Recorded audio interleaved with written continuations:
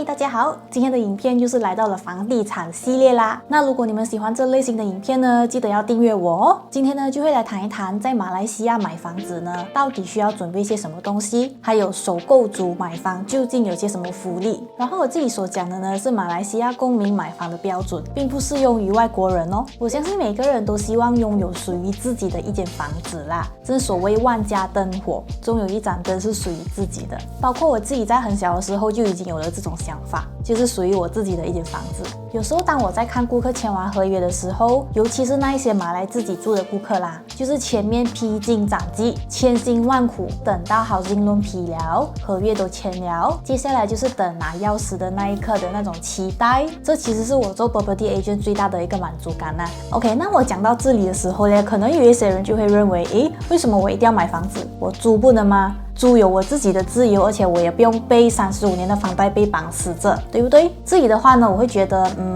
这个是个人的一个看法啦，然后也是要看自己个人的一些要求和需求，因为每一个人的生活方式还有他们自己的生活都不一样嘛，所以呢，要租要买其实真的是看自己的，看你自己的能力。OK， 回归正题，那在签完所有的 agreement 之前呢，我们也是需要准备一些功夫的，因为买房子不像买衣服买鞋子这样，你试穿了觉得合身，你就可以把它买下来了。首先，你必须要知道你现在的薪水是否可以负担得了现在的房贷。我们行内常用的一个词语，先需要算下自己的 Debt Service Ratio， 就是 DSR。怎么样算法呢？就是拿你现在有的 commitment 除以你现在有的 net income 再乘100%，可以看一下这边。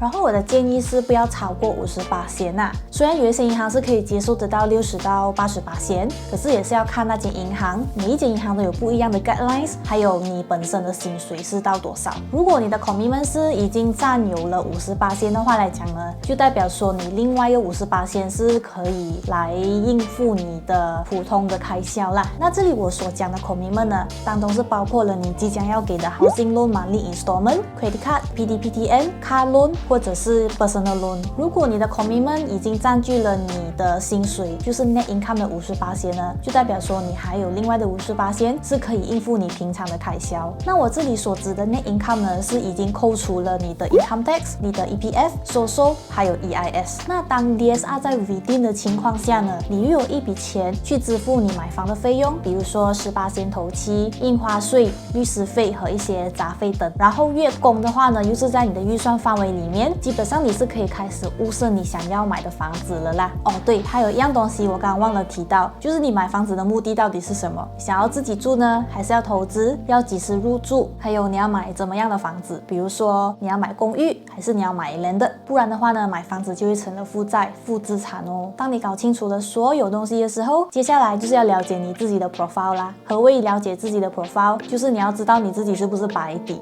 还有需要了解一下自己现在有的贷款资料。那我自己讲的白底的意思呢，就是你跟银行在完全没有贷款的情况下，比如说 car loan 啊、housing loan、credit card、PTPTN 或者是 personal loan， 因为银行没有办法可以 evaluate 到你在过去的12个月里面的还贷记录。毕竟如果没有了这些 payment record， 银行其实也是没有信心要去借你这么一大笔钱啊，因为他们也是会担心你没有这个能力去还这个贷款，或者是有 late payment， 到时候就会变成 bank late loan 的情况。这样当然啦，不是讲完全不可能的。如果是讲首购族第一次买房子的话，如果真的是在完全没有 commitment 就是白底的情况下咧，想要买房子是还可以 try 的。只要你有足够的 saving proof， 或者是你跟人 join loan 的话呢，可能你可以找你的父母、你的兄弟姐妹，或者是你的另一半啊。另一半我所讲的就是法律上受承认的夫妻。然后这里呢，我建议另外一个 joint borrower 呢，最好不要是白底啦，最起码银行还可以看得到你另外一个贷款人的 payment record。可是呢，这里有一个不好的地方，就是你也是要注意的啦。如果你另外一个贷款人呢，他的 payment record 里面有不好的话，比如说有 late payment 过2-3个月还是几次，也是会影响到你的 housing loan approval 的几率，所以这个也是要拿捏到好好来哦。那当以上的问题都不是问题的时候，接下来的一个问题就来了啦。你要头痛的就是到底要买二手的屋子嘞，还是要买新建好的，或者是还在建设的？其实各有各的好啦，这里我就不多加解释，因为会有一集呢会解释说买二手房跟买新建的不同之处到底在哪里和所需要的一些费用，请记得留意我的频道哦。那当你选好了房子之后呢，你就可以开始给定金去做贷款啦。那如果是讲贷款很顺利的批了呢，你就可以安排签买卖合约和贷款合约。如果是讲你贷款 rejected 的话呢，就没有办法咯，你要看你自己的问题到底出现在哪里，你先准备过后再 try 啦。那首购族买房到底有些什么福利？这里需要解释何谓首购族，就是在完全没有任何的贷款或者名下有过任何的房子都是首购族。然后之前我有遇到过很多的顾客啦，他们都天真以为首购族呢是不用给任何的头期或者是任何的印花税跟律师费，其实不是这样的，但是还是有可能，只是讲是有条件的啦。我打个比方说啦，最近政府有推出了一项爱米类的政策，是针对于首购族的一个福利来的。它其实是有点像去年的 HOC， 就是有对印花税的豁免，可是这个爱米类呢是只是针对于首购族啦。那如果你是讲要买这第二间、第三间的房子呢，已经不 entitled 了。那这个爱米类的政策呢，它对印花税的豁免到底有豁免了些什么东西？当中呢是有包括了贷款合约，就是 loan agreement 的 stamp duty， 还有就是产权转让的一个 stamp duty、instrument of transfer。房价在500千以下的话呢，是可以180%豁免的。那如果是在500千以上，但又是在100万以下的话呢，就会有50%的豁免哦。那几时才有效呢？就是你的买卖合约日期呢，必须是要在2022年的6月1号至2023年的12月31号当中执行才有效的。就算是没有这个爱米列的政策啦，其实首购族呢也还是享有这个优惠的，但只限制于500千以下的 residential property。买卖合约呢，必须是要在2021年的1月1号至2025年的12月31号。然后这里要注意 ，commercial under HDA 呢是不 entitled 的，只有 residential title 才 entitled。然后你就会问，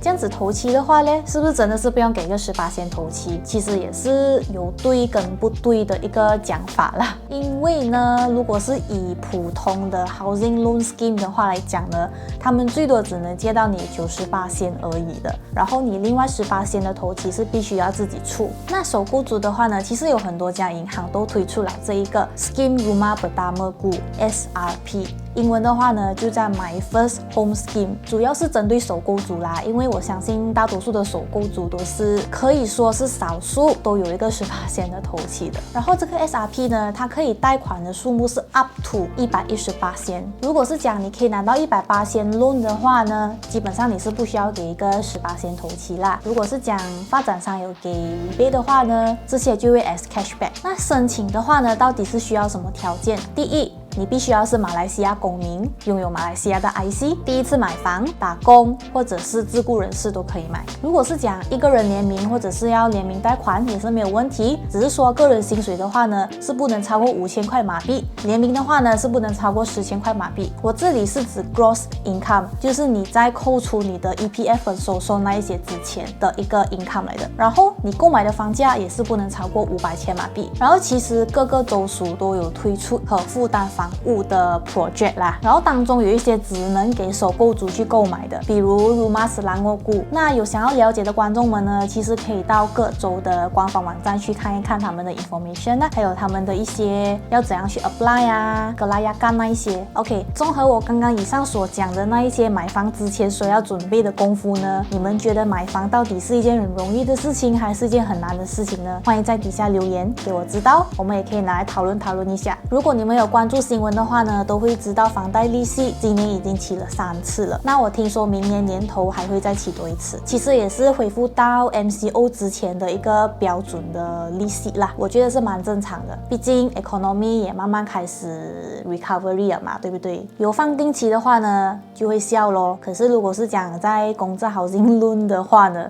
就会哭啦。所以我自己来做一个总结啦，房子如果你选对和买对了的话，它就会是你的 asset； 买错跟选错的话，它就会是你的 liability。那我今天一个小小的分享就到此为止啦。如果你们后续还有些什么东西想知道的话，也可以给我知道，然后我看我能不能把它综合起来，拍成一支影片去解释给你们听。那我们就下一支影片见咯，拜拜。Hello。